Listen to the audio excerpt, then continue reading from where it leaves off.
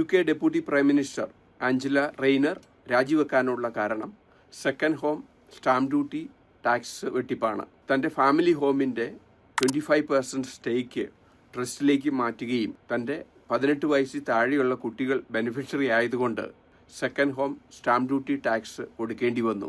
Property deal ചെയ്ത solicitor firm പറഞ്ഞു അവർ stamp duty tax expert അല്ല, ട്രസ്റ്റ് ടാക്സ് എക്സ്പേർട്ട് അല്ല, അക്കൗണ്ടൻറ്റിൻ്റെ കയ്യിൽ നിന്ന് അഡ്വൈസ് വാങ്ങിയാണ് ഈ കാര്യം ഡീൽ ചെയ്യേണ്ടത്.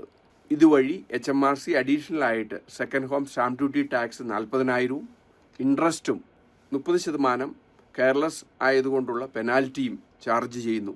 HMRC ഇതൊരു മാതൃകയാക്കുകയും സാധാരണക്കാർക്ക് ടാക്സ് കൊടുക്കുവാനുള്ള വാണിംഗ് ആണ്. കൃത്യമായ അഡ്വൈസിലൂടെ നിങ്ങൾ ടാക്സ് കൊടുത്തില്ല എങ്കിൽ പലപ്പോഴും ലേറ്റർ സ്റ്റേജിൽ ടാക്സിന് പുറമെ പെനാൽറ്റിയും ഇൻട്രസ്റ്റും കൊടുക്കേണ്ടി വരുന്നു.